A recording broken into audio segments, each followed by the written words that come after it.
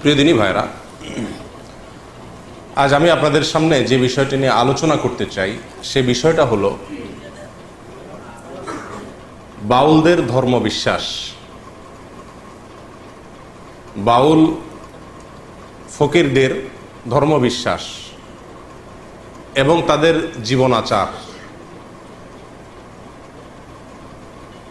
প্রিয় দিনী ভাইরা, আমাদের সমাজে বাউল বা ফকির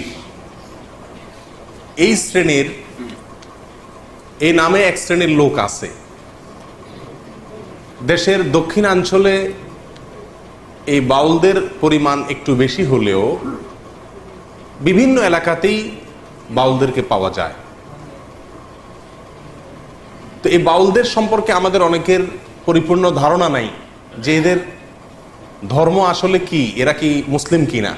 সাধারণত আমাদের সমাজের মানুষ জানে বাউলরা সবাই কি মুসলিম। শুধু মুসলিমই না, আমাদের সমাজের একটা বিশেষ শ্রেণী চেষ্টা করে এই বাউলদেরকে মুসলিমদের খুব আফার ক্লাসের, একেবারে গোড়ার মুসলিম হিসাবে প্রমাণ করার। এবং সেজন্য আপনারা জানেন বাউলদের যে গানগুলো আছে, বাউল গান আছে না, এই বাউলদের গান কবিতাগুলোর মধ্যে প্রচুর পরিমাণ আরবি শব্দের ব্যবহার আছে। ইসলামের অনেক পরিভাষা সেখানে ব্যবহার করা হয়েছে। আর এটা দেখে আমরা অনেকেই তাদেরকে মুসলিম হিসাবে মনে করি। এবং শুধু মুসলিমই নয়, মুসলিমদের মধ্যে একেবারে আধ্যাত্মিক মুসলিম, আধ্যাত্মিক একেবারে মুসলিমদের মানে একেবারে গোড়ার গভীরের মুসলিম, এটা আমাদের সমাজের একটা শ্রেণীর লোক বাউলদেরকে মনে করেন। এবং শুধু তাই নয়, এই বাউলদেরকে মনে করা হয় এরা বিরাট বড় ওলি, এক একজন আল্লাহর অনেক বড় কি ওলি। বাউলদের মধ্যে সবচাইতে আলোচিত ব্যক্তি হলেন লালন শাহ। এই লালন শাহ যে তাকে যেখানে মাটি দেওয়া আছে কুষ্টিয়ার, এই জায়গাটাকে একসময় বলা হতো লালনের আখড়া। এরপরে ওই আখড়া না বলে ওটার নাম পরিবর্তন করে এখন বলা হচ্ছে ওইটাকে লালনের মাজার। কি বলা হয় এখন? মাজার, ইসলামী পরিভাষা। এবং এই আখড়ায় সর্বকালে গাঞ্জা টাঞ্জা খাওয়া হইতো। এখন দেশের অনেক মানুষ সেখানে মান্নত করে, সিন্নি দেয়, ইত্যাদি ইত্যাদি করে। পৃথিবী ভাইরা, বিশেষ করে দক্ষিণাঞ্চলে কুষ্টিয়া, যশোর, মেহেরপুর, চুয়াডাঙ্গা, ঝিনাইদহ এই সমস্ত এলাকাতে একটু বেশি, অন্যান্য এলাকাতেও আছে। অনেক গ্রামাঞ্চলে মানুষ এই বাউল ফকির যারা, তাদের কাছে যায় বাচ্চা কাচ্চার অসুস্থ হলে, কোনো অসুবিধায় পড়লে তাদের কাছ থেকে বিভিন্ন পড়া টড়া নিয়ে আসে। যায় কি যায় না? শুধু তাই নয়, বাউলদের বিভিন্ন গানকে আমাদের দেশের বিভিন্ন পাঠ্যপুস্তকে বাচ্চাদেরকে পড়ানো হয়। সেখানে পাঠ্যপুস্তকের অন্তর্ভুক্ত করে বাচ্চাদেরকে পড়ানো হয় বাউল গান।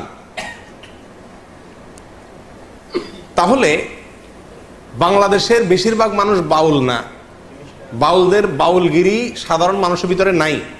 কিন্তু যে কোনোভাবে হোক সমাজে এটাকে মুসলমানদের একটা ধারা, মুসলমানদের একটা গ্রুপ হিসাবে সাব্যস্ত করার জন্য একটা শ্রেণী দীর্ঘদিন থেকে চেষ্টা করে আসছে। শুধু তাই নয়,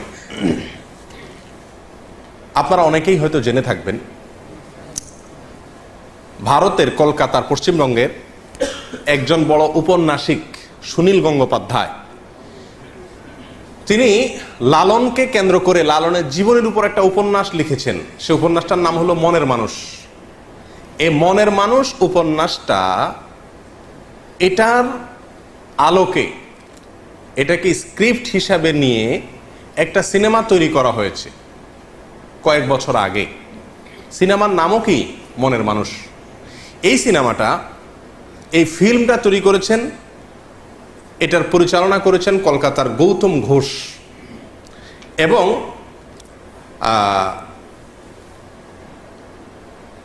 গৌতম ঘোষের সাথে সহযোগিতা করেছে আমাদের বাংলাদেশের চ্যানেল আইয়ের কর্ণধার ফরিদুর রেজা সাগর সাহেবের প্রতিষ্ঠান ইমপ্রেস টেলিফিল্ম।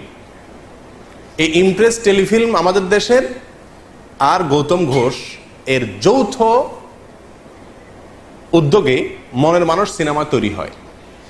এই সিনেমা লালন এবং বাউলদের জীবন আচারকে এই সিনেমার মাধ্যমে তুলে ধরা হয়েছে। এই সিনেমা যখন বের হয় তখন পত্রপত্রিকায় প্রচুর লেখালেখি হয়।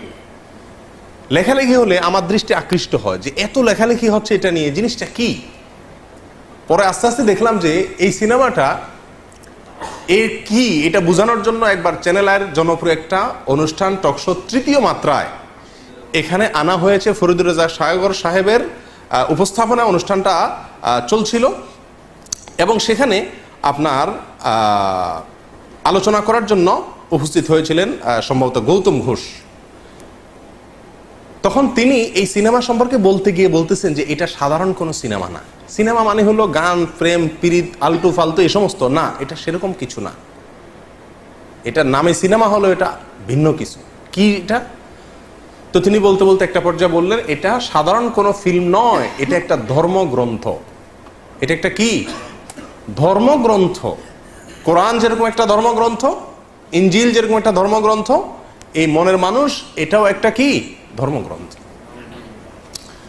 এবং এই সিনেমাকে কেন্দ্র করে এই কয়েকটা বেসরকারি চ্যানেলে বেশ কয়েকদিন ধরে কয়েকজন বাউলের মূল্যায়ন সাক্ষাৎকার প্রকাশ করছিল। সেখানে একেবারে প্রকাশ্যে আমি নিজের চোখে দেখেছি, প্রকাশ্যে একাধিক বাউল দাবি করছিলেন যে লালন হলেন মোহাম্মদ যেরকম আরবের নবী ছিলেন, লালন হলেন বাংলার নবী। এবং তার এই কথার সমর্থনে ওই মিডিয়ার রিপোর্টার বেশ অনেকগুলো যুক্তি খাড়া করছিলেন। ঘটনা এখানেই শেষ নয়। এরপরে দেখলাম যে পত্রিকাতে খুব গুরুত্বের সাথে প্রকাশ হলো যে এই সিনেমা দেখানো হয়েছে ভারতের প্রেসিডেন্ট তৎকালীন প্রতিভা পাতিলকে এবং তৎকালীন প্রেসিডেন্ট মনমোহন সিংকে। আচ্ছা, প্রেসিডেন্ট প্রধানমন্ত্রী একটা দেশের তাদের সিনেমা দেখার ফাও টাইম আছে নাকি? কিন্তু তাদেরকে দেখানো হয়েছে। এবং ভারতের আরো অনেক গুরুত্বপূর্ণ ব্যক্তিকে দেখানো হয়েছে। বাংলাদেশে এই সিনেমাটা বাংলাদেশের প্রেসিডেন্টকে দেখানো হয়েছে, প্রধানমন্ত্রীকে দেখানো হয়েছে। কাকরাইলে একটা সিনেমা হল রিজার্ভ করে ভাড়া করে সেখানে বাংলাদেশের সংসদের তৎকালীন স্পিকার অ্যাডভোকেট আব্দুল হামিদ এবং ৬০ জন বিশিষ্ট এমপিকে এই সিনেমা দেখানো হয়েছে। শুধু তাই নয়, বাংলাদেশ ক্রিকেট দলের সদস্যদেরকেও এই সিনেমা দেখানো হয়েছে। ব্যাপার কি আছে এই সিনেমায়, কি আছে এই ফিল্মে, এই সিনেমাতে, যে এটা সমস্ত গুরুত্বপূর্ণ ব্যক্তিকে দেখানো হচ্ছে। তখন আমি চিন্তা করলাম তো এটাতে তো কিছু আছে। তো আমি এই সিনেমাটা দেখার খুব চেষ্টা করতেছিলাম কোথায় দেখা যায়। পরে একদিন প্রচার হলো যে চ্যানেল আইতে এটা দেখানো হবে।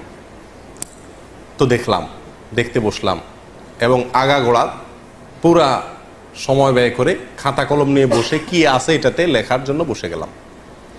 এই সিনেমাটা মনের মানুষ, এই সিনেমাটা যখন বিভিন্ন হলে চলতেছে বাংলাদেশে, তখন চ্যানেল আইয়ের স্ক্রল নিউজে ওইটার প্রচার হতো যে কোথায় কোথায় চলতেছে, যাতে করে মানুষ কি করতে পারে, দেখতে পারে।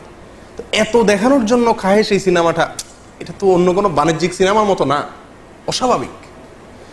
যাই হোক, তো এই সিনেমা দেখার পরে যা বুঝলাম সেটা হলো যে আসলে বাংলাদেশের সাধারণ মানুষেরা মুসলিম, এই মুসলিমদেরকে ভিন্ন একটা ধর্মে দীক্ষিত করার একটা চেষ্টার অংশ হলো এই সিনেমা।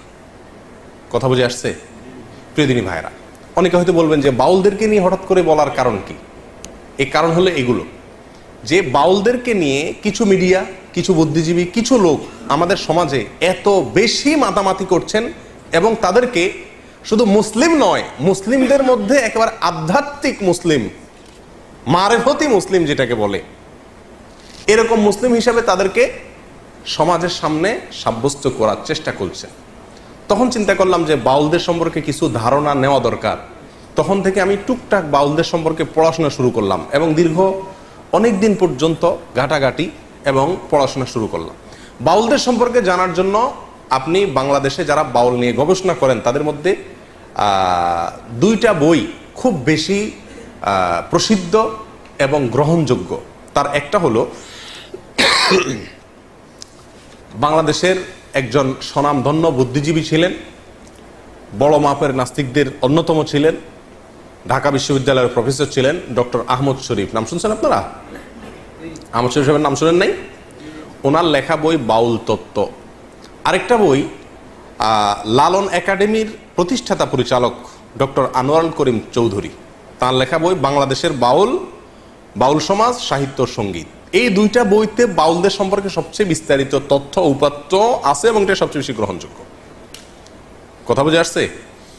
এই বইয়ের আলোকে আমরা আগে প্রথমে জেনে নেই বাউলদের পরিচয় কি, বাউল শব্দের অর্থই বা কি, বাউল এই শব্দ কোত্থেকে আসছে, এর অর্থ কি, এটা নিয়ে তিনটা মত, অনেক মত আছে, তার ভিতরে মোটামুটি তিনটা মত উল্লেখ করার মতো। এক, বাউল আসছে বাতুল থেকে। বাতুল মানে হলো পাগল। বাতুল মানে কি?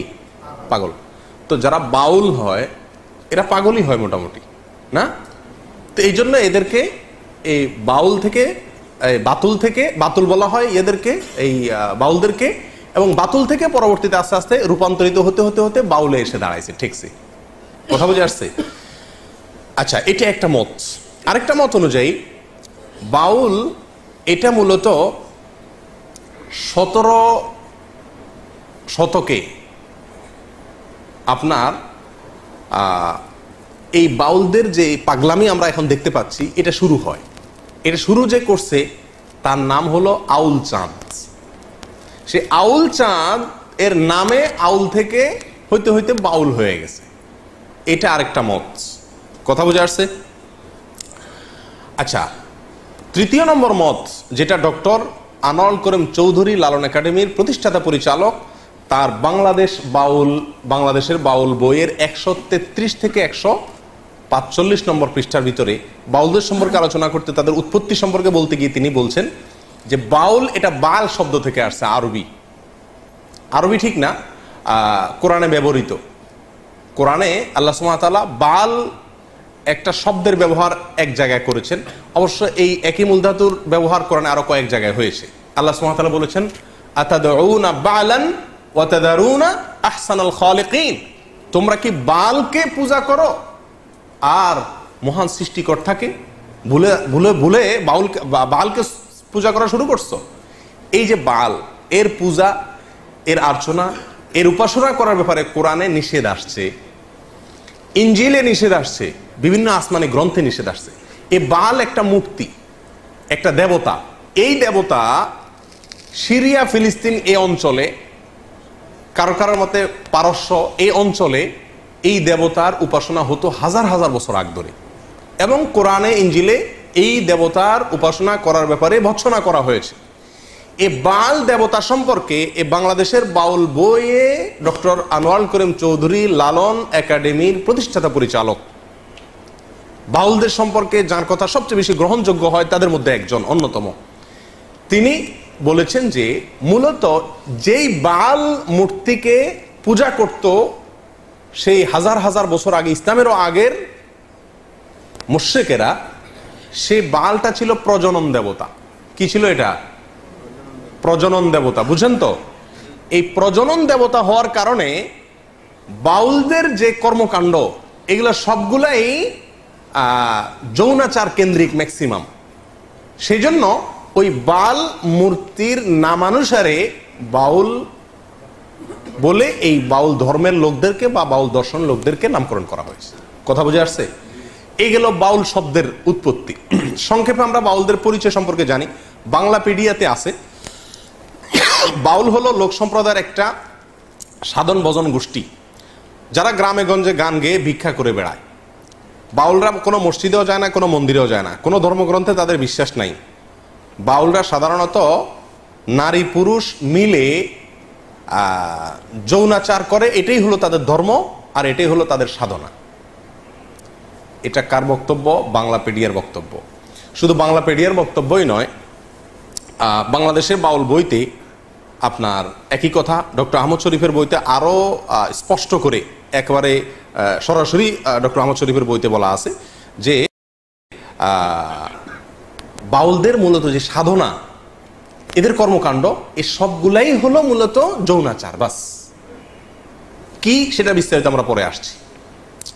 প্রীতিনী ভাইরা, এই বাউলদের সম্পর্কে আমরা এখন জানবো তাদের কিছু বৈশিষ্ট্য, তাদের কিছু কর্মকাণ্ড, শেষে গিয়ে তাদের ধর্ম নিয়ে বিস্তারিত আলোচনা করবো ইনশাআল্লাহ বিদিনিল্লাহ। বাংলাদেশে মুসলমানদেরকে একটা ধর্মের লোক মনে করা হয়, হিন্দুদেরকে রাষ্ট্রীয়ভাবে স্বীকৃত একটা ধর্মের লোক মনে করা হয়, হ্যাঁ, খ্রিস্টানদেরকে একটা ধর্মের লোক মনে করা হয়, বৌদ্ধদেরকে একটা ধর্মের লোক মনে করা হয়, নাস্তিকদেরকেও ধর্মীয় দৃষ্টিকোণ থেকে একটা গ্রুপের লোক মনে করা হয়। কিন্তু বাউলদেরকে আমাদের সমাজ, রাষ্ট্র, আমরা মুসলিম হিসেবেই জানি। কিন্তু আজকের আলোচনা থেকে আপনি পরিষ্কার হয়ে যাবেন যে বাউল এটা আলাদা একটা ধর্ম, এবং সেই ধর্মটার স্বরূপ কি। এদের কখনো কখনো দেখা যাবে নাস্তিকদের সাথে মিলে, কখনো কখনো দেখা যাবে যে আপনার মুশরিকদের সাথে মিলে, কখনো কখনো দেখা যাবে যে মুসলিমদের সুরে তারা কথা বলে, জগা খিচুড়ি টাইপ। যাই হোক, বাউলদের যে সাধনা, আসেন তাদের কাজ কি, এই কাজ সম্পর্কে একটু জানার চেষ্টা করি। একটু আগে বলছিলাম যে বাউলদের মূল কাজ হলো যৌনাচারের মাধ্যমে ইবাদত করা, উপাসনা করা। কিরকম যৌনাচারের মাধ্যমে ইবাদত করা, উপাসনা করা? বাউলদের সমস্ত কর্মকাণ্ড হলো দেহ কেন্দ্রিক, নিজের দেহ কেন্দ্রিক। মাথা থেকে পা পর্যন্ত যে দেহটা আছে না, এই দেহটা নিয়েই সমস্ত ইবাদত বন্দেগী। মসজিদ না, মাদ্রাসা না, কোরআন না, হাদিস না, হজ না, জাকাত না, রোজা না, নামাজ না, কিচ্ছু না। সমস্ত ইবাদত বন্দেগী, সমস্ত সাধনা, সমস্ত ইবাদত, উপাসনা সবকিছু হলো এই দেহকে কেন্দ্র করে। কথা বুঝে আসছে? এবং তারা বলে যে দেহই হলো পরম সম্পদ, আর দেহেই সৃষ্টিকর্তা আছে। দেহেই কি আছে? সৃষ্টিকর্তা আছে। ডক্টর আহমদ শরীফের হুবহু তার ভাষা হলো এরকম, কামাচার বা মিথুনাত্মক যোগ সাধনাই হলো বাউল পদ্ধতি। এবং এই দেহকে কিভাবে তারা সাধনা করে তার একটা স্বরূপ আসছে এই বইগুলাতে। যেমন বাউলরা আপনার তাদের একাধিক সেবা দাসী থাকে, কম বয়সী মেয়ে থাকে, এবং প্রত্যেক বাউলদেরই কমপক্ষে একজন সাধন সঙ্গিনী থাকে, মহিলা, যার সঙ্গে বিয়ে হওয়া জরুরি না, আরেকজনের বউ হতে পারে। আমি বলতেছি না, তাদের বই পুস্তকের কথা। পরকীয়া তাদের ধর্মে বৈধ, গাঁজা পান করা তাদের সাধনায় বৈধ। তো এই বাউলরা তাদের সাধনার পদ্ধতি হলো, একজন ব্যক্তি পুরুষের সাধনা করে, তার জন্য একটা মহিলা লাগে। এবং তারা মনে করে এই সাধনাটা কখন হয়? যখন এই পুরুষ এবং মহিলা ব্যভিচারে লিপ্ত হয় এবং তাদের অর্গাজম হয়, ঠিক ওই সময় নাকি সৃষ্টিকর্তা হাজির হয়ে যায়। বুঝে আসছে কথা? বাস, যত বেশি এটা করতে পারবে তত বেশি সে কি পারবে, সে সাধনা করতে করতে একেবারে সফল হয়ে যাবে। সিদ্ধ পুরুষ বলে তারা, সফল পুরুষ হয়ে যেতে পারবে যত বেশি সে এই যৌনাচার করতে পারবে এবং দেহ নিয়ে তথাকথিত সাধনা করতে পারবে। বাউলদের অনেক গান আছে যে গানের অর্থ আমরা জানি না। এদের একটা রহস্যের বিষয় হলো, এরা বলে একটা, উদ্দেশ্য না আরেকটা। আরবিতে এটাকে ইস্তেআরা বলে। বুঝে আসছে কথা? শব্দ বলে একটা, উদ্দেশ্য আরেকটা, খুব কৌশলে। সাধারণ পাবলিক বুঝতে পারে না। অনেক গান আছে আমরা এটাকে আধ্যাত্মিক মনে করি, অনেকে খুব গাই, টেলিভিশনে প্রচার হয়, আমরাও খুব গাই অনেকে, কিন্তু জানি না এই গানের অর্থ কি। তার ভিতরে এক দুটো আপনাদের দেখাচ্ছি। বাড়ির পাশে আরশি নগর, সেটা এক পড়শি বসত করে, আমি একদিনও না দেখিলাম তারে। এই গান শুনছেন আপনারা? এই গান সম্পর্কে বাংলাদেশের বাউল বইতে আমার কথা হলে বলতেন যে আপনি মৌলবী মানুষ, আপনি তাদের বিরুদ্ধে বলবেন। আমার কথা না, বাংলাদেশে কোনো মৌলবীর কথা না, বাউলদের মানে পৃষ্ঠপোষক বলা যেতে পারে। লালন একাডেমির পরিচালক ডক্টর চৌধুরী তার বাংলাদেশের বাউল বইতে বলতেছেন যে এই গানটাকে আমাদের দেশে মানুষ অনেক উচ্চ মার্গের আধ্যাত্মিক গান মনে করলেও এই গানে যা বলা আছে সেটা নিছক যৌনতা, যৌনতার বিভিন্ন কথাকে ইশারা ইঙ্গিতে বোঝানো হয়েছে। কথা আমার না, কথা ডক্টর চৌধুরীর। এবং 368 থেকে 369 নম্বর পৃষ্ঠায় এই গানের বিশ্লেষণ সেই বইতে আছে, কেউ দেখে নিতে পারে। আচ্ছা, লালনের আরো বহু গান আছে, মানে আমি প্রায় সবগুলো কবিতা পড়ার চেষ্টা করছি আজ অনেক দিন থেকে, প্রায় 1.5 বছর থেকে চেষ্টা করতেছি নিয়ে পড়াশোনা করতে। তো যতগুলো গান আমার চোখে পড়ছে, যতগুলো কবিতা চোখে পড়ছে, তার বেশিরভাগ কবিতার সার মর্ম হলো যৌনতা, কিভাবে যৌনতা করবে, কিভাবে সাধন করবে, এগুলা পদ্ধতি বাস। আরেকটা কবিতা শুনেন, আমি কি সন্ধানে যাই সেখানে, মনের মানুষ যেখানে, আধার গড়ে জ্বলছে বাতি দিবারাতি নাই সেখানে, যেতে পথে কাম নদীতে।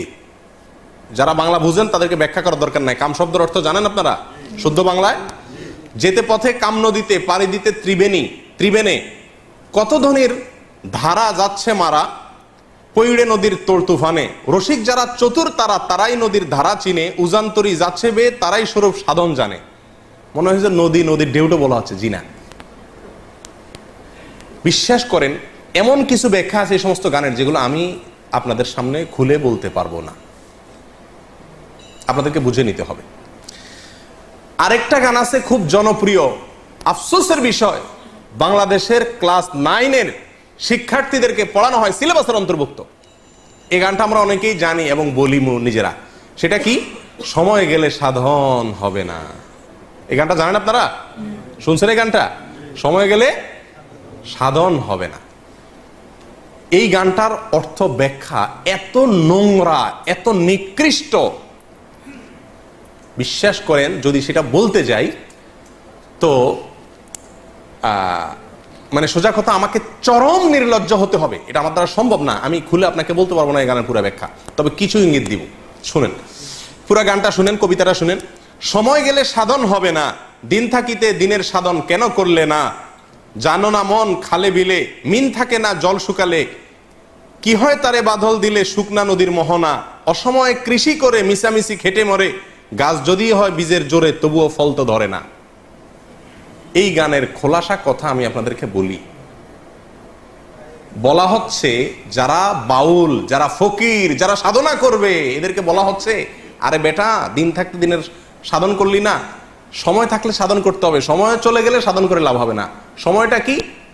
মেয়েদের ঋতুস্রাব, এর আগের সময়টাকে বোঝানো হচ্ছে।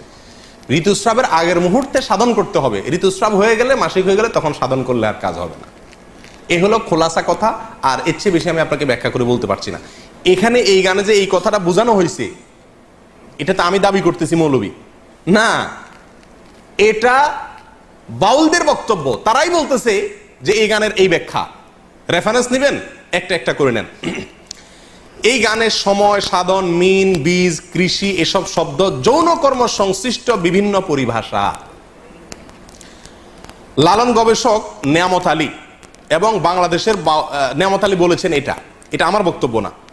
লালন গবেষক বলতেছেন যে এই শব্দগুলো দ্বারা বিভিন্ন যৌন কর্মের বিভিন্ন মুহূর্ত, বিভিন্ন সময়, বিভিন্ন পরিভাষাকে বোঝানো হয়েছে। আর বাংলাদেশের বাউল বইতে 357 নম্বর পৃষ্ঠায় এই একই কথা বলা হয়েছে যে এই গানটা অনেকে মনে করে আধ্যাত্মিক গান, সময় গেলে সাধন হবে না, মানে আল্লাহর যাওয়ার জন্য এবার বন্দি করতে বলতেছে না, এখানে সেক্স করতে বলতেছে, যৌনচার করতে বলা হচ্ছে, জেনা করতে বলা হচ্ছে, এবং তার সময় বলা হচ্ছে কখন করতে হবে, কখন করা যাবে না। আর এটাই খুব পরম, এটা ক্লাস 9-এ বাচ্চাদেরকে পড়ানো হয় আমাদের দেশে। এবং বাউল লালন পরিভাষা নামে একটা বই আছে, এই বইয়ের 80 নম্বর পৃষ্ঠায়ও এই গানের একই ব্যাখ্যা করা হয়েছে যে এটা পুরাটা যৌনতার কথা, কিন্তু আমরা সাধারণ মানুষ হয়তো জানিও না। আসেন সামনে। বাউল সাধনা সম্পর্কে আমাকে মাফ করবেন, এমন কিছু কর্মকাণ্ড তাদের আছে যেগুলো আমি না বললে আপনারা বুঝবেন না, বলতে হবে, আমাকে একটু বেহায়া হতে হবে। আমাদের দেশে মানুষ জানে না, অনেকে, ম্যাক্সিমাম লোক। আমি ব্যক্তিগতভাবে লালনের আখড়া থেকে নিয়ে ফকিরদের বিভিন্ন আখড়া ঘুরে ঘুরে দেখেছি। আমি নিজের অভিজ্ঞতার কথা আপনাদের কাছে চাপিয়ে দিতে যাব না, তাদের বই পুস্তকের আলোকে বলবো। আমি জানার জন্য তাদের বিভিন্ন আখড়া আখড়া ঘুরেছি। এইবার দেশে গিয়ে আমি কুষ্টিয়াতে গেছি, আমার উদ্দেশ্য ছিল লালন আখড়া যাওয়া, দেখা সেখানে, এবং শুধু শোনা কথা বা পড়া কথারও বিশ্বাস না করে নিজে চোখে দেখা। তাদের আখড়া যদি কেউ যেয়ে থাকেন, ফকিরদের তারা তথাকথিত জিকির করে যেগুলাতে, এগুলোতে আপনারা দেখবেন পুরুষের সাথে একজন নারী লাগে, অন্ধকার হইতে হয়, এবং গাঁজা তো প্রয়োজনই হয়, এবং বাকি কি কাজগুলো হয় সেগুলো বই থেকে শুনেন, আমার অভিজ্ঞতা থেকে না শুনে। দেখুন, বাউল ধর্মে পরকীয়া প্রেম জায়েজ আছে। আল্লাহর কসম, আমি নিজে যাচাই করে যশোরের এক গ্রামে গিয়ে সন্ধান পাইছি যে এখানে, এমনি অন্য কাজে গেছি, পরে শুনছি যে এখানে আপনার ফকিরদের আখড়া আছে। তো আমি দেখতে গেছি, একদিন না কয়েকদিন পরে জানতে পারছি যে এক মহিলা আছে, তার স্বামীও আছে, কিন্তু সবাই জানে এই মহিলা সারাদিনই জেনা করে তার ওই সাধন সঙ্গীর সাথে, বাউলদের সাথে। এবং কোন কোন মহিলার তো সংসার শেষ, আবার অনেক পুরুষও করে যারা বাউল। এটা তাদের ধর্মের গুরুত্বপূর্ণ কাজ, জেনা করা। সারাদিন জেনাটাই ইবাদত বাস। এবং জেনার মানে মূল মুহূর্ত যেটা, সেই মুহূর্তেই নাকি স্রষ্টা হাজির হয়ে যায়। প্রিয়দিনী ভাইরা, বাউলরা মনে করে, আপনারা হয়তো অনেকে প্রথম শুনছেন, শুনে রাখেন, বাউলদের দৃষ্টিতে মানুষের শরীরের বিভিন্ন রোগ বালাই ভালো হওয়ার জন্য একটা বিরাট বড় ওষুধ হলো মেয়েদের রস পান করা। রস বুঝেন কি? না, রজ বলতে দুইটা জিনিস। এক হলো কুমারী মেয়ের প্রথম মাসিকের রক্ত, আরেকটা হলো পুরুষদের যেরকম উত্তেজনার কারণে বীর্য বের হয়, মেয়েদের যে পদার্থটা আসে এটাকে রজ বলে। এই রজ, এটা পান করলে কোনো রোগ বালাই আর শরীরে থাকে না, এটা বাউলদের বিশ্বাস। আরো শুনবেন, তারা বলে রোগ থেকে মুক্ত হওয়ার জন্য, বিভিন্ন রোগ থেকে, বড় বালা মুসিবত, অসুখ বিসুখ থেকে ভালো হওয়ার জন্য নিজের মুখ এবং মেয়েদের স্তনের দুধ পান করলে রোগ ভালো হয়। আরো শুনবেন, তারা বলে সমস্ত রোগ থেকে সর্বরোগের ঔষধ একসাথে যদি পাইতে চান তাহলে কি করতে হবে? মল, মূত্র, রজ এবং বীর্য, মল, মূত্র, রজ এবং বীর্য, এগুলা সবগুলা মিক্স করে একটা ঔষধ বানায় তারা, নাম হলো প্রেম ভাজা। ওষুধের নাম কি? প্রেম ভাজা। এটা খাইলে আর কোনো রোগ থাকে না। প্রিয়দিনী ভাইরা, আপনারা অনেকে হয়তো বলবেন যে এগুলা গল্প আর কি। আপনি আল্লাহি বাস্তবতা খবর নিয়ে দেখেন। আর খবর নেওয়ার দরকার না, আমি আপনাকে বই পুস্তক থেকে বলছি, তাদের বই পুস্তক থেকে, তাদের ধর্মগ্রন্থ থেকে, তাদের ধর্মীয়, তাদের আচার এবং তাদের সংস্কৃতি, কালচার, এ সংক্রান্ত যে সমস্ত বই পুস্তক আমাদের সমাজে প্রতিষ্ঠিত, গ্রহণযোগ্য, অথেন্টিক, এই সমস্ত বই পুস্তকে লেখা আছে। তার ভিতরে বাংলাদেশে বাউল বইয়ের 350 থেকে 382 নম্বর পৃষ্ঠায় এই কথাগুলো উল্লেখ আছে। কথা বুঝে আসছে ভাই? আমাদের দেশে অনেক মানুষ না জেনে এই ফকিরদের কাছে চিকিৎসার জন্য যায়, ছেলেবেলে অসুখ হলে যায় না, কি ওষুধ দেয় এটা ওই শয়তান জানে, আর শয়তানকে যে এই শয়তানই শিখাইছে সেই শয়তান হয়তো জানে, আল্লাহ সুবহানাহু ওয়া তাআলা জানে, আমরা অনেকে জানিও না। আমাদের দেশের নাস্তিকরা বাউলদেরকে খুব পছন্দ করে, একটা মজার বিষয়। কারা পছন্দ করে? নাস্তিকরা কোনো ধর্মকে পছন্দ করে না, কিন্তু বাউলদেরকে খুব পছন্দ করে। ডক্টর আহমদ শরীফ নাস্তিকদের গুরু, বাউলদের নিয়ে বই লিখছেন এবং বিরাট বিশ্লেষণ করেছেন, তাদের ঐতিহ্য তুলে ধরেছেন। শুধু তাই নয়, বাংলাদেশের যারা নাস্তিক, সেকুলার, এরা সবসময় বাউলদেরকে প্রমোট করে। লালনের আখড়ায় 50 জন গাঁজা খাইছে, এটাকে সমস্ত মিডিয়া বা অনেক মিডিয়াতে খুব ফলাও করে প্রকাশ করে, আজকে লালনের এখানে ওরস হইতেছে, ওরস, গাঁজা খাইছে। লক্ষ লক্ষ মানুষের মাহফিল হয়, লক্ষ লক্ষ মানুষের ভালো কোনো কাজ হয়, সেটা কোনো মিডিয়াতে প্রচার করে না। কিন্তু ওই আখড়ায় গাঁজা খাইছে কয়েকটা, সেটারে সারাদিন টেলিভিশন নিউজে বলে। কেন নাস্তিকরা এত পছন্দ করে কেন? এর কারণ হলো এই বাউলদের, তাদের যে কর্মকাণ্ড, এই কর্মকাণ্ডগুলোর খোলাসা কথা কয়েকটা পয়েন্ট। নাম্বার 1 যেটা বললাম, দেহ নিয়ে সাধনা। দেহ নিয়ে সাধনা মানে যৌনতা, সোজা বাংলা। নাম্বার 2, আপনার যত নোংরা, বিষ্ঠা, নাপাক পৃথিবীর কোন ধর্মের মানুষরা যেগুলোকে পাক মনে করে না, হালাল মনে করে না, এই সমস্ত জিনিসগুলোকেও তারা শুধু হালাল আর পাকই না, এগুলা বিরাট ঔষধ মনে করে। লালনদের, বাউলদের একটা গ্রুপ আছে যাদেরকে বলা হয় নেড়ার ফকির। কি বলা হয়? নেড়ার ফকির। নেড়ার ফকির, নেড়ার ফকির মানে বুঝেন? নেড়ার ফকির মানে হলো, নেড়া শব্দের অর্থ হলো যার কোনো ঘর সংসার নাই। নেড়ার ফকির মানে যাদের কোনো কি নাই, ঘর সংসার। ম্যাক্সিমাম বাউলদের কোনো বিয়ে হয় না, এরা বিয়েতে বিশ্বাস করে না। সাধারণ সঙ্গিনী হইলে হলো, যে কারোর বউ হইলে হলো, বিয়ের দরকার হয় না, এবং তারা বিয়ে করে না। তাদের মূল কথা হলো ইসলাম পালন করার জন্য মক্কাতে যাওয়ার দরকার নাই, মদিনা যাওয়ার দরকার নাই, আল্লাহ রাসূল সব এই দেহের ভিতরে আছে, শুধু দেহ নিয়ে সারাদিন পড়ে থাকলে চলবে। ধর্মীয় যত কর্মকাণ্ড, আচার অনুষ্ঠান, আমল, ইবাদতের কথা কোরআন সুন্নাহয় বলা আছে, এর কিচ্ছুর দরকার নাই। এগুলা সবগুলা নাউজুবিল্লাহ মানুষের বানানো। তাহলে কি করতে হবে? শুধু সারাদিন এই দেহ নিয়ে পড়ে থাকতে হবে, ঘর সংসার বাদ দিয়া মাতলামি করতে হবে, ভিক্ষা করে বেড়াইতে হবে, বাস, তাহলেই স্রষ্টাকে পাওয়া যাবে। এর ভিতরেই স্রষ্টা আছে, মানুষই স্রষ্টা, অন্য কথা বলতে গেলে। এ হলো বাউল ধর্মের খোলাসা কথা। নাস্তিকরা যেহেতু বাংলাদেশে মানুষের ধর্মীয় আচার, মসজিদ, মাদ্রাসা সহ্য করে না, এরাও একই। এই জন্য নাস্তিকরা এদেরকে খুব কি করে, পছন্দ করে। বাউলদের ধর্মে, বাউলদের বিশ্বাসে বৈরাগ্যতার বিরাট বড় অবস্থান। নবী সাল্লাল্লাহু আলাইহি ওয়াসাল্লাম বলেছেন, লা রুহবানিয়াতা ফিল ইসলাম, ইসলামে কোনো বৈরাগ্যতা নাই। আল্লাহ সুবহানাহু ওয়া তাআলা কোরআনে কারিমে বৈরাগ্যতা, যে বৈরাগ্যতাকে আগের যুগের বিভিন্ন জাতিরা নিজেদের ধর্মীয় কাজের অংশ বানিয়ে নিয়েছিল, আল্লাহ সুবহানাহু ওয়া তাআলা তাদের সমালোচনা করেছেন। রুহবানিয়াতান নিবতাদাউহা মা কাতাবাল্লাহু লাহা।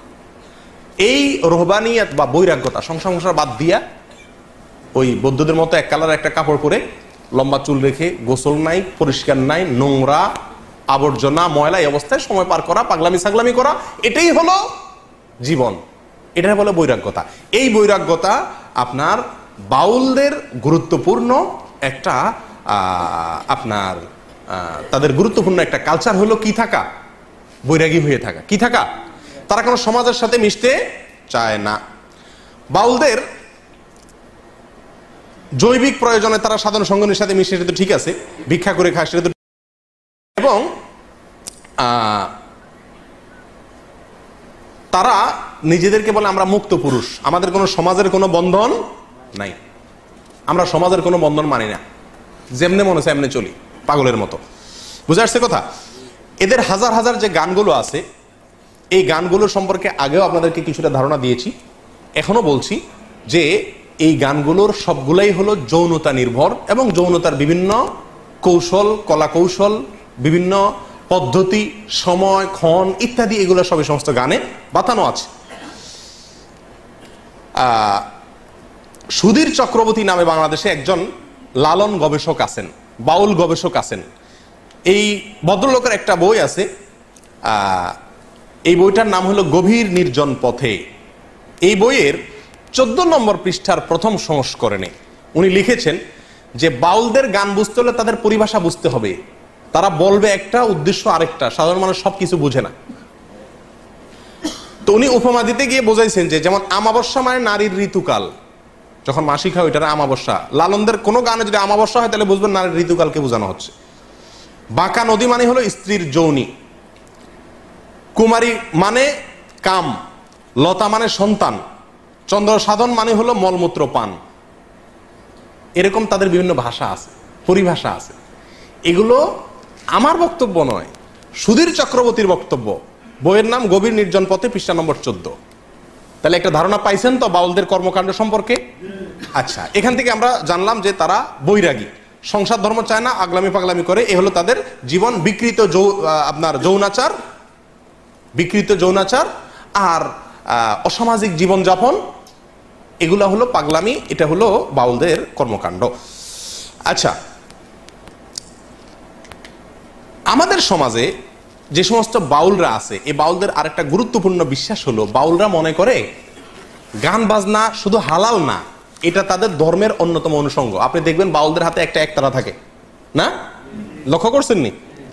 একতারা বাজাবে আর গান গাবে, আপনার সাধনের নামে যৌনতা করবে, ভিক্ষা করে খাবে, গাঞ্জা খাবে। এই যে তাদের গানের বিষয়টা, তারা গান গায়, কত মানুষই তো বাংলাদেশে গায়, তারাও গায়। সমস্যা কি? সমস্যা হলো যেখানে, সেটা হলো বাংলাদেশে যারা গান গায় তাদের কেউ দাবি করতে যায় না যে গান গাওয়া হালাল, কিন্তু বাউলরা গান তো গায় গায়, দাবি করে যে কোরআন হাদিসের দৃষ্টিতে গান হালাল। কোরআন হাদিসের দৃষ্টিতে কি গান হালাল? মনের মানুষ যে সিনেমার কথা আপনাদেরকে শুরুতে বলছিলাম, এই সিনেমার কয়েকটা সিনারিও আছে, যেগুলোতে কয়েকটা দৃশ্য আছে, যে দৃশ্যগুলোতে দেখানো হয়েছে যে গান কিভাবে কোরআন হাদিস দ্বারা প্রমাণিত। এবং লালন একবার ওই সিনেমাতে দেখানো হয়েছে, এক মৌলবীর সাথে তার তর্ক হয়েছে, বাহাস হয়েছে। সে তর্কে মৌলবী বলছে গান হারাম, সে বলছে গান হালাল। তো এই তর্কে লালন জিতে গেছে। এখন সিনেমা তো যেমনি ইচ্ছে এমনি বানায়, ওই মৌলবীরা হারাইয়া লালন রে জিতে দিছে। আর মারহাবা মারহাবা, তাহলে গান হালাল। এই মৌলবীরা বলে গান হারাম, বাদ্য হারাম, এগুলো সব মূর্খ, কিচ্ছু জানে না। লালনের একটা গান শুনেন, লালন বলেন, গান হালাল হওয়া সম্পর্কে লালন বলে, আকাশটা কাঁপছিল কেন, জমিনটা নাচছিল কেন, বড় পীর ঘামছিল কেন, যেই দিন খাজা গান গেয়েছিল, সেই বড় পীর ঘামছিল কেন, সেই দিন খাজা গান গেয়েছিল, যেই দিন। আল্লাহ রাসূলের গান, পীর আউলিয়ার শান, যারা বলে গান হারাম জ্ঞানহীন। কার এটা? লালন সাহেবের। লালন ফকির বলতেছেন যারা বলে গান হারাম, এই মৌলভী সাহেবরা সব কি? ব্যাককল, জ্ঞানহীন। উনি হলেন সবচেয়ে বড় আলেম, উনি ফতুয়া দিচ্ছেন যে এটা পীর আউলিয়ার শান, আল্লাহ রাসূলের গান। বুঝে আসছে কথা? প্রিয়দিনী ভাইরা, এরা গানকে হালাল করে এবং গান বাজনাই এদের সারাদিন এ জিকির সাধনা, ভজন সাধন এদের। আচ্ছা, এবার আসেন এদের সম্পর্কে আরেকটু ধারণা নেই আমরা, তাদের ধর্ম সম্পর্কে। এবার গোড়ায় চলে যায় ডাইরেক্ট, তাদের ধর্ম সম্পর্কে। লালনদের ধর্ম আসলে কি, বা এই বাউলদের ধর্ম আসলে কি? বলছিলাম আগেই, এদেরকে মুসলিম হিসাবে সাব্যস্ত করার একটা অপচেষ্টা চালানো হয়, এবং আমার দেশে মনে করে লালনরা, ফকিররা, এরা শুধু মুসলিম না, এরা আধ্যাত্মিক ক্লাসের মুসলিম, মারেফতি মুসলিম, আর বাকিদেরকে বলে শরীয়তের মুসলিম। তারা হলো কিসের মুসলিম? মারেফতের। তলে তলে মুসলমান, উর্ফে কিচ্ছু নেই, সব ভিতরে। এদের মুসলমান সব কি? ভিতরে। আমার এক ওস্তাদ ছিলেন খুলনাতে, তিনি একবার বলেন যে আমি একবার রাস্তা দিয়ে যাচ্ছি, তো দেখি এক ন্যাংটা এক বেটা, এই বাউল, লম্বা লম্বা চুল, পাগল, এর পিছে মানুষ ঘুরতেছে। তো আমি বললাম যে ভাই, তোমাদের কি মাথা নষ্ট হয়েছে? এই ন্যাংটা বেটার পিছে ঘুরার মানেটা কি? এটা বেহায়া একটা পাগল, এর পিছে ঘুরার কি যুক্তি তোমাদের? এই বুঝি তোমাদের ধর্ম? আল্লাহ তোমাদের আকল বুদ্ধি কিছু দেয়নি। তো লোকজন বলতেছিল আমার উস্তাদকে, বলে যে আরে হুজুর, এভাবে বলিয়েন না, কার ভিতরে কি আছে বলা যায় না, কার ভিতরে কি আছে বলা যায় না। আমার উস্তাদ বলতেছেন যে আমি তখন বললাম, আরে বেটা পাগল, ওর ভিতরে যা ছিল সেটাও বাইর করে দিছে, কি আর থাকবে? যা একটু ছিল, কিছু তো নাই ওর ভিতরে, যা একটু ছিল সেটুকু বাইর করে দিছে, তুই কস ভিতরে কি আছে? আর কত নম্বরের পাগল? প্রিয়দিনী ভাইরা, এ হলো এদের জীবন আচার। এবার আসেন তাদের ধর্ম নিয়ে। দেখুন, তারা পাগলামি করে করুক, তারা মাতলামি করে করুক, তারা গাঞ্জা খায় খাক, তারা জেনা করে করুক, তারা গান বাজনাকে ধর্ম মনে করে করুক, তারা আরো কিছু করুক, শুধু বীর্জনা পেশাব পায়খানা সারাদিন খাক, আমার কিছু আসে যায় না। আমার আসে যায় তখন যখন তারা এই কাজগুলোকে ইসলামের নামে করে এবং সমাজে জোরপূর্বক চাপিয়ে দেওয়ার চেষ্টা করা হয়, এটাকে ইসলাম হিসাবে সাব্যস্ত করার চেষ্টা করা হয়। প্রিয়দিনী ভাইরা, এদের ধর্ম সম্পর্কে অনেকেরই ধারণা নাই। আমি আগেই বলছি, আমরা অনেকে মুসলমান মনে করি। লালনের নিজের মুখেই শুনেন, আমরা সাধারণ মানুষ না জানলে কি হবে, যারা পণ্ডিত তারা ঠিকই জানে, নাস্তিকরা ঠিকই জানে যে লালনের ধর্ম কি ছিল, লালনের নিজের ধর্ম কি ছিল, এবং আপনার কি জানি বলে, তার নিজের ধর্মের পরিচয় কি, এটা সম্পর্কে সে কিছুটা চালাকি করছে। মুনাফিকের মতো, মুনাফিক যেরকম বলতে চায় না তার ধর্ম কি, লালনও তার কোনো জায়গাতে স্পষ্ট করে বলে না যে আমি নাস্তিক, আমি মুসলমান, আমি হিন্দু, এরকম কখনো সে বলে না। ঘুরাই ফিরাই বলে। তার গান শুনলে, তার কবিতা শুনলে আপনি বুঝবেন সে কত চালাকি করার চেষ্টা করে, ঘুরাই ফিরাই বলতেছে। আচ্ছা, যাই হোক, লালন অনেক বড় মাপের কবি ছিলেন, সেই জায়গা থেকে আমি তাকে সম্মান করি। তিনি অনেক বড়, তার কবিতা বাংলা ভাষার জন্য অনেক বড় কিছু, ঠিক আছে, সব ঠিক আছে, কিন্তু ধর্ম নিয়ে যখন তিনি কথা বলছেন এবং ধর্মের নামে ইসলামের কোরআন এবং হাদিসকে এত নিকৃষ্টভাবে বিকৃত করেছেন, যত নিকৃষ্টভাবে আর কেউ বিকৃত করে নাই, তখন তার সেই বিকৃতিগুলো আমাদের ধরে দেওয়ার দরকার আছে কি নাই? প্রিয়দিনী ভাইরা, তার ধর্মের খোলাসা হলো তারা বলে এ আপনার দেহের ভিতরেই সৃষ্টিকর্তা, আপনার দেহের ভিতরেই কি সৃষ্টিকর্তা। তার এক গানে মনসুর হাল্লাজের যে আনাল হক, আমি খোদা, আমি আল্লাহ, এই যে দাবি করছে মনসুর হাল্লাজ, আলেমরা তাকে মৃত্যুদণ্ডের নির্দেশ দিচ্ছেন, তার মৃত্যুদণ্ড হয়ে গেছে এই কুফরি কালামের কারণে। সেই কুফরি কালামটাই বিশ্বাস করে লালন। এবং একটা গান আছে বাউলদের, আপনারা জানেন, একবার আপনারে চিনিতে পারিলে রে যাবে অচেনারে চেনা, একবার আপনারে চিনিতে পারিলে রে যাবে অচেনারে চেনা, মানে নিজেরে চিন, তাহলে অচেনারে অর্থাৎ আল্লাহরে চিনে যাবে। আল্লাহ, তুই নিজেরে চিনলে আল্লাহরে পেয়ে যাবি। আরবিতে একটা প্রবাদ আছে, নাউজুবিল্লাহ অনেকে এটাকে হাদিস হিসাবে পেশ করে, সেটা হলো যে মান আরাফা নাফসাহু ফাকাদ আরাফা রব্বাহু। ওইটারই বাংলা অর্থ হলো এই কুফরি কালাম, অর্থাৎ যে ব্যক্তি নিজেকে চিনবে সে আল্লাহকে চিনে ফেলবে। এই কথা শুনতে ভালো শোনা যায়, কিন্তু উদ্দেশ্য হলো ওই নিজের ভিতরেই আল্লাহ আছে, বাইরে কোথাও যাওয়ার দরকার নাই। আচ্ছা যাই হোক, এবার লালন নিজের যে কবিতার মাধ্যমে তার ধর্মের পরিচয় দিছে, আসেন তার মুখেই শুনি। সব লোকে কয় লালন কি জাত সংসারে, লালন বলে জাতের কি রূপ দেখলাম না এই নজরে। কেউ মালায় কেউ তসবি গলায়, হিন্দুরা মালায় মুসলমানরা তসবি গলায়, কেউ মালায় কেউ তসবি গলায়, তাতেই যে জাত ভিন্ন বলায়। যাওয়া কিংবা আসার বেলায় জাতের চিহ্ন রয় কার রে। যদি সুন্নত দিলে হয় মুসলমান, নারীর তবে কি হয় বিধান। বামন চিনে পৈতা প্রমাণ, বামনি চিনে কিসে রে। লালন এমনই এক জাত, লালন এমনই জাত এক খানা। কি বুঝলেন? সে বলতে চাচ্ছে এই গানের কবিতার খোলাসা কথা হলো যে মানুষ জাতের কথা কয়, কিসের জাত, কিসের ধর্ম আবার এই সমস্ত। আচ্ছা সুন্নত দিলে মুসলমানই করাইলে, খাতনা করলে যদি মুসলমান হয়, তাহলে মহিলা যে খাতনা হয় না হে কেমনে মুসলমান হয়? বামন, হিন্দুদের বামনের পৈতা লাগালে যদি কি হয়, সে বামন হয়। তা বামনই যে হে তো পৈতা লাগায় না, তাহলে হে কেমনে হিন্দু হয়? এগুলো কোনো কথা হলো নাকি? জাতের কথা কয়, আমি তো জাত তো কোনোদিন দেখলাম না, বুঝলাম না, এটা কোন ধরনের? লালন এমন এক জাত যে এর কিচ্ছু না। কথা বুঝতে পারছেন? এটার অর্থ হতে পারে তিনি নাস্তিক, তথাকথিত মানবতাবাদী। যাই হোক, তার আরেকটা গান শোনেন, কবিতা। কালী কৃষ্ণ গড খোদা, কোন নামে নাহি বাধা। কালী কৃষ্ণ গড খোদা, কারণ সবই তো নিজে, নাম যাই দেন দেন, সমস্যা নেই। কালী বললেও ঠিক আছে, কৃষ্ণ ঠিক আছে, গডও ঠিক আছে, খোদাও ঠিক আছে, কোন নামে নাহি বাধা। মন কালী কৃষ্ণ গড খোদা বলো রে। মন রে বলতেছে, ও মন তুই কালীও বল, কৃষ্ণ বল, গডও বল, খোদাও বল। কথা বুঝতে পারছেন? এ হলো বাউলদের ধর্ম। আচ্ছা, এরা কোনোদিন মসজিদে যায় না। ইতিহাসে কোনোদিন কোনো বাউলকে আপনারা ভুলেও কোনো মসজিদে, কোনো মন্দিরেও যায় না, মন্দিরেও যায় না। বরং প্রাতিষ্ঠানিক ধর্মাচরণের বিরুদ্ধে এরা সব সময় সোচ্চার। এরা বলে যে কোনো মসজিদ, মাদ্রাসা, কোরআন, হাদিস কিচ্ছু দরকার নাই, শুধু আইসা সারাদিন একতারা বাজাও বা লালনের গান গাও, যৌনতা করো, ভিক্ষা করো, গাঞ্জা খাও, এক কালার কাপড় পরে পাগলামি করো, ব্যাস তুমি সিদ্ধ পুরুষ হয়ে যাবা, তথাকথিত দেহ নিয়ে সাধনা করো। প্রিয় বন্ধুরা, তারা বলে, বাউলরা বলে যে কোনো তীর্থস্থানে যাইতে হবে না। এই যে আমরা মক্কায় আসি না, এটার বিরুদ্ধে লালন কবিতা লিখছে।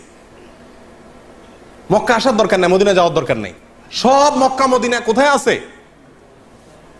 এই নিজের ভিতরে আছে। বুঝে আসছে কথা? দেখেন সে কি বলে। আছে আদি মক্কা এই মানব দেহে, আছে আদি মক্কা, আদি মক্কা মানে পুরান মক্কা, আসল মক্কা এই মানব দেহেই বলে কি আছে। আছে আদি মক্কা এই মানব দেহে, দেখলো না রে মন ভে। কেউ একটু এই মক্কাটা দেখলো না, সবাই কেন ওই মক্কা ছুড়ে। হ্যাঁ, আছে আদি মক্কা এই মানব দেহে, দেখলো না রে মন ভে। দেশ দেশান্তরে দৌড়ে এবার, মরিস কেন হাফিয়ে, এত কষ্ট করে কেন মক্কা যাস? 10 দুয়ারি মানুষ মক্কা, গুরুপদে ডুবে দেখগা। ধাক্কা সামলায় ফকির লালন বলে, সে যে গুপ্ত মক্কা, আদি ইমাম সেই মেয়ে। কথা বুঝছেন তো? সব মক্কা কোথায় আছে? ভিতরে আছে, এই দুনিয়া ঘুরে ওখানে যাওয়ার একটা অনর্থক লালন বলে। আচ্ছা, নাউজুবিল্লাহ, প্রত্যেক মানুষই সৃষ্টিকর্তা, প্রত্যেক মানুষই আল্লাহ, এটা তার ওই আনাল হক যে জিন্দিগি বক্তব্য, সেই বক্তব্য তার কবিতায় আসছে। দেখেন মনসুর হাল্লাজের আনাল হক যে আছে আমি সত্য, এটাকেই তারা বিশ্বাস করে। চণ্ডীদাসের একটা কবিতা আছে, আপনারা অনেকে জানেন, সবার উপরে মানুষ সত্য, তাহার উপরে নেই। সবার উপরে মানুষ সত্য, তার। আমরা বলি লা ইলাহা ইল্লাল্লাহ, মানে কি? আল্লাহ ছাড়া কোনো সত্য মাবুদ নাই। পৃথিবীতে সত্য যদি থাকে, আল্লাহর অস্তিত্বের উপরে কোনো সত্য আর নাই। সবচেয়ে বড় মহাসত্য হলো আল্লাহর অস্তিত্ব, না? আর এরা বলতেছে সবার উপরে মানুষ সত্য, তাহার উপরে নাই। এসব গজল, এই সমস্ত গান, কবিতা অনেক সময় আমরা মজা করে বলি, জানি না এটার অর্থ কি। সবার উপরে মানুষ সত্য, তাহার উপরে নাই, অর্থাৎ কি আল্লাহ, গড, এক এক ধর্মের মানুষ এক একটা বলে, নাউজুবিল্লাহ, এগুলো সবই বাতিল, কোনোটারই অস্তিত্ব নয়। আসলে হলো মানুষের অস্তিত্ব, মানুষই খোদা, মানুষই আল্লাহ, মানুষই মক্কা, মানুষই সব, ব্যাস মানুষের সৃষ্টিকর্তা, নাউজুবিল্লাহ। এবং এই মানুষই যে সৃষ্টিকর্তা এর সপক্ষে দেখেন কবিতা আছে লালনের, ও যার আপন খবর আপনার হয় না, একবার আপনারে চিনিতে পারিলে রে যাবে অচেনারে চেনা, যাবে অচেনারে চেনা। লালনের গান কবিতা। অর্থাৎ আপনারা চিনলেই অচেনারে চেনা যাবে, অর্থাৎ ওই সৃষ্টিকর্তা চেনা যাবে। আপনার ভিতরে, নিজের ভিতরে কি আছে? সৃষ্টিকর্তা আছে। যেই রূপের সাই বিরাজ করে দেহ ভুবনে, গুরুর দয়া যারে হয় সেই জানে, উপর নিচে সারি সারি 9.5 দরজা তারি, লালন কয় যেতে পারি কোন দরজা খুলে ঘরে। হ্যাঁ, এটা একটা যৌনতার গান। 9.5 দরজা বলতে মেয়েদের শরীরের 7টা অঙ্গকে বোঝানো হয়েছে, আমার বক্তব্য নয়, যে বইগুলো বলছি এই বইগুলোর বক্তব্য। কোরআন সুন্নাহ নিয়ে সন্দেহ, কোরআন নিয়ে সন্দেহ।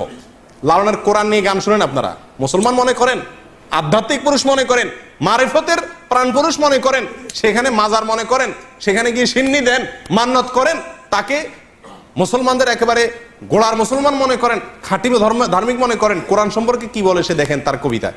সে বলে, কি কালাম পাঠালেন আমার সাই দয়াময়, এক এক দেশের এক এক ভাষা কয় খোদা পাঠায়, এক যুগে পাঠায় কালাম অন্য যুগে হয় কেন হারাম, এমনি দেখি ভিন্ন তামাম ভিন্ন দেখা যায়, যদি একই খোদার হয় রচনা। এই অংশ ভালো করে শুনেন, যদি একই খোদার হয় রচনা তাতে তো ভিন্ন থাকে না, মানুষের সকল রচনা তাতেই তো ভিন্ন হয়। নাউজুবিল্লাহ। কথা বুঝছেন? এই গানের কথা বুঝছেন? কি বুঝাতে চাইছে? বলে যে যুগে যুগে এক এক নবীর কাছে এক এক আসমানি কিতাব আসছে না, একটাতে হালাল বলা হয়েছে, আরেকটাতে বলা হয়েছে কি হারাম।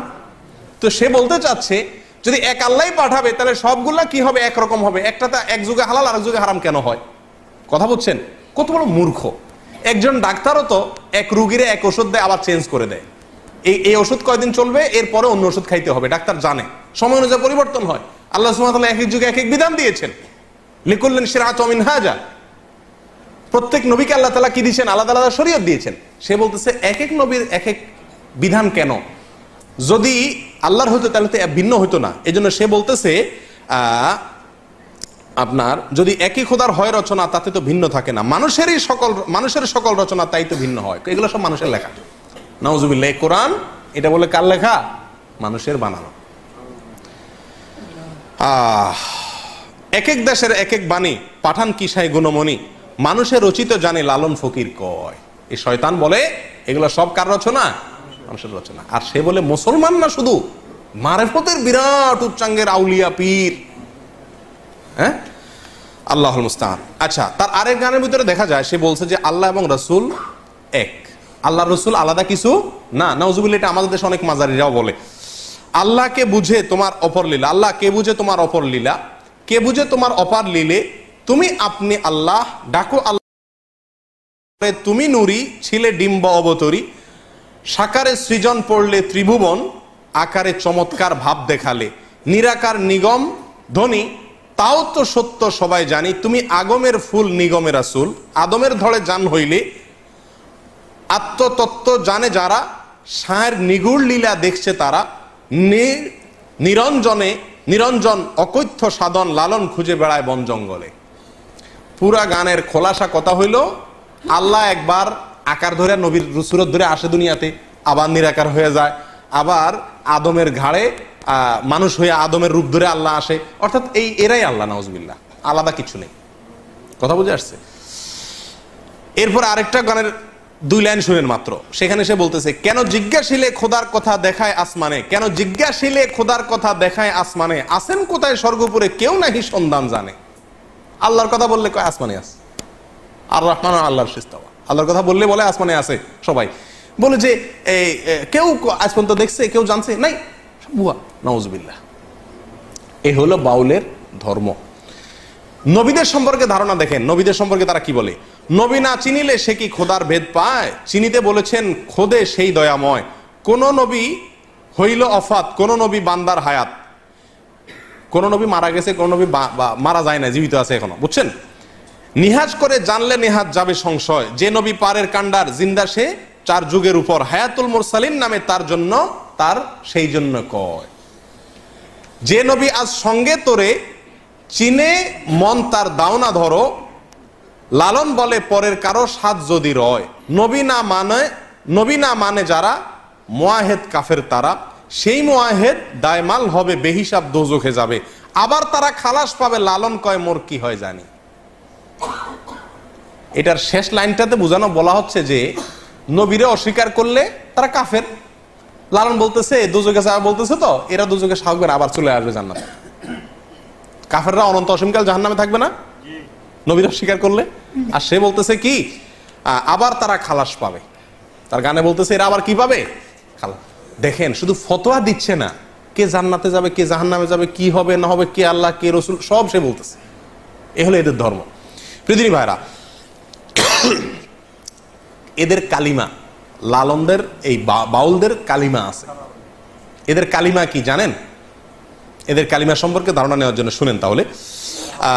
সুধীর চক্রবর্তীর ব্রাত্য লোকায়তন বইয়ের, ব্রাত্য লোকায়ত লালন বইয়ের 2য় সংস্করণে 4 থেকে 95 নম্বর পৃষ্ঠায় আছে যে লালন শাহর অনুসারীদের মধ্যে একটা অংশ একবার 1986 সালে সরকারের পক্ষ থেকে লালনের আখড়া এটার তদারকি করার জন্য কুষ্টিয়া ভার্সিটির একজন প্রফেসরকে সরকার দায়িত্ব দিয়েছে যে আপনি লালনের যে আখড়াটা আছে, যেটা মাজার বলে, এটা আপনি দেখাশোনা করেন, এখানে যা যা লাগে আপনি করেন। তখন তিনি ওখানে কোরআন খানের ব্যবস্থা করছে, ওই যে মাজারে যেগুলো হয় বেদাতি কাজ, তো কোরআন খানিটা নিয়ে এগুলোর ব্যবস্থা করছে। ইসলামিক কিছু কাজ কাম চালা দিছে, ওয়াজ মাহফিল কোরআন খানি এগুলো চালা দিছে। দিলে তখনকার কুষ্টিয়া জেলা প্রশাসকের কাছে যে তাদের একটা দল 1986 সালে, এই ঘটনা লেখা আছে কোন বইতে বলছিলাম, সুধীর চক্রবর্তীর লেখা ব্রাত্য লোকায়তন লালন 4 থেকে 95 নম্বর পৃষ্ঠার ভিতরে এই ঘটনার উল্লেখ আছে। এখানে আপনার এরা যায় ইয়ের কাছে, জেলা প্রশাসকের কাছে বলতেছে যে আমাদের এখানে লালনের এটা হলো আমাদের মক্কা মদিনা, এটা হলো আমাদের তীর্থভূমি, এখানে কোরআন তেলাওয়াত মুসলমানদের কর্মকাণ্ড এটা দারুণ অপমান আমাদের জন্য। আমাদের ধর্ম ইসলামও না হিন্দুও না, আর আমাদের কালেমা ভিন্ন। কি তোমাদের কালেমা? তারা বলে যে আমাদের কালেমা হলো লা ইলাহা ইল্লাল্লাহ লালন রাসূলুল্লাহ। বই নম্বর বললাম, পৃষ্ঠা নম্বর বললাম, সালের কথা বললাম, এবং একটা বই নয় 4-5টা বইতেই এই একই ঘটনার পুনরাবৃত্তি উল্লেখ আছে। প্রিয়দিনী ভাইরা, এই হলো বাউল ধর্ম, এ হলো লালনদের ধর্ম, এ হলো ফকিরদের ধর্ম। এর সাথে ইসলামের কোনো ন্যূনতম সম্পর্ক আছে কিনা এটা বোঝার জন্য কোনো আলেম হওয়ার, কোনো পণ্ডিত হওয়ার, কোনো শেখ হওয়ার, মুফতি হওয়ার প্রয়োজন নাই। সাধারণ মানুষই খুব সহজে বুঝতে পারে যে এদের এই সমস্ত জীবনাচারের সাথে, এই সমস্ত বিশ্বাসের সাথে ইসলামের ন্যূনতম কোনো সম্পর্ক থাকতেই পারে না। যারা আল্লাহর অস্তিত্বকে অস্বীকার করে, যারা আল্লাহর রসুলকে এক বলে, যারা মানুষকেই সৃষ্টিকর্তা বলে, যারা মানুষের মধ্যেই সৃষ্টিকর্তা আছে বলে, যারা জেনা করাটাকেই সবচেয়ে বড় ইবাদত মনে করে, জেনা করার চরম মুহূর্তটাকেই তারা ইবাদতের চরম মুহূর্ত মনে করে, যারা গাঞ্জা খাওয়াটাকে তাদের ধর্মীয় কাজের গুরুত্বপূর্ণ অংশ মনে করে, কোরআন এবং সুন্নাহ সম্পর্কে তাদের যে কবিতা গানগুলো আছে সেগুলোর কথা আপনারা শুনলেন, এগুলোকে যারা ধর্ম মনে করে, এই সমস্ত লোকেরা কোনোভাবে মুসলমান হতে পারে? কিন্তু আমাদের দেশে তাদেরকে শুধু মুসলমান মনে করে না, পানি পড়ার জন্য তাদের কাছে যায়, ফকিরদের কাছে, তাদের কাছে আশ্রয় নেয়, নেয় কি নেয় না? আল্লাহ তাআলা আমাদের সকলকে এদের এই সমস্ত ভণ্ডামি, এদের এই সমস্ত মুনাফিকি, এদের এই সমস্ত 2 নাম্বারিকে আল্লাহ তাআলা আমাদের দেশের মানুষকে বুঝার তৌফিক দান করেন। লালনদের আকীদা এবং বিশ্বাস, তাদের ধ্যান এবং ধারণা এ সম্পর্কে বিস্তারিত অনেক সময় নিয়ে আলোচনা করা দরকার, কিন্তু অত সময় আমাদের হাতে নাই। সংক্ষেপে যেটুকু বললাম তার সামারিও মোটামুটি বলে দিয়েছি যে এদের ধর্মটা বা এদের দর্শনটা, এদের জীবনাচারটা কি, তার একটা চিত্র আপনাদের সামনে নিশ্চয়ই ফুটে উঠেছে। অতএব এই তাদের আসল পরিচয়, আসল রহস্য, আসল কর্মকাণ্ড এটা আমার দেশের প্রত্যেকটা মানুষ জানুক, জানা দরকার আছে। তারপরে মানুষ লালনকে গ্রহণ করে বর্জন করে সাধারণ মানুষের উপর আমরা ছেড়ে দিতে পারি। আমাদের দেশে জোর করে চাপিয়ে দেওয়ার চেষ্টা বারবার করা হয়। ক্লাস 9-এর বইতে লেখা বাচ্চাদের পড়ানো হচ্ছে সময় গেলে সাধন হবে না, যৌনতার কবিতা। মাসিক থাকতে যৌনাচার করতে হবে, না হলে সাধন হবে না মাসিক আসার আগে। এই কবিতারে পড়ানো হচ্ছে ক্লাস 9-এ বাচ্চাদেরকে আধ্যাত্মিক কবিতা হিসেবে। এবং এই কবিতার এই ব্যাখ্যা আমি আপনাদেরকে আগেই বলেছি, এটা আমার ব্যাখ্যা নয়, এটা ডক্টর আহমদ শরীফের ব্যাখ্যা, এটা ডক্টর আনোয়ার করিম চৌধুরীর ব্যাখ্যা, এটা সুধীর চক্রবর্তীর ব্যাখ্যা, এটা লালন পণ্ডিতদের ব্যাখ্যা, লালন একাডেমির কর্তাদের ব্যাখ্যা, আমাদের সাধারণ মৌলভী সাহেবদের ব্যাখ্যা নয়।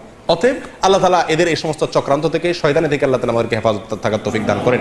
কেন মনের মানুষ সিনেমাকে ভারতের প্রেসিডেন্ট প্রধানমন্ত্রীকে দেখানো হয়েছে? কেন মনের মানুষ সিনেমা আমার দেশের প্রেসিডেন্ট প্রধানমন্ত্রী দেখানো হয়েছে? কেন মনের মানুষ সিনেমাটাকে সিনেমা বানায় কাকালে হল রিজার্ভ করে 60 জন এমপিকে জাতীয় ক্রিকেট দলের সমস্ত খেলোয়াড়দেরকে, জাতীয় সংসদের স্পিকারকে দেখানো হয়েছে। কেন এটা নতুন সিনেমা টিভিতে ফ্রি দেখানো হচ্ছে, কেন কোন হলে চলতেছে তার অ্যাড্রেস টিভিতে সারাদিন প্রচার করা হচ্ছে, তার রহস্য এখন বুঝছেন তো? এটাকে একটা ধর্ম, এই ধর্ম বাংলাদেশে প্রতিষ্ঠা করতে চায় কিছু লোক, কিছু নাস্তিকরা। আল্লাহ তাআলা আমাদের চোখগুলাকে খুলে দেওয়ার তৌফিক দান করেন, আমরা যেন চোখগুলা খুলতে পারি, বুঝতে পারি। ওমা তৌফিক ইল্লা বিল্লাহ। আসসালামু আলাইকুম।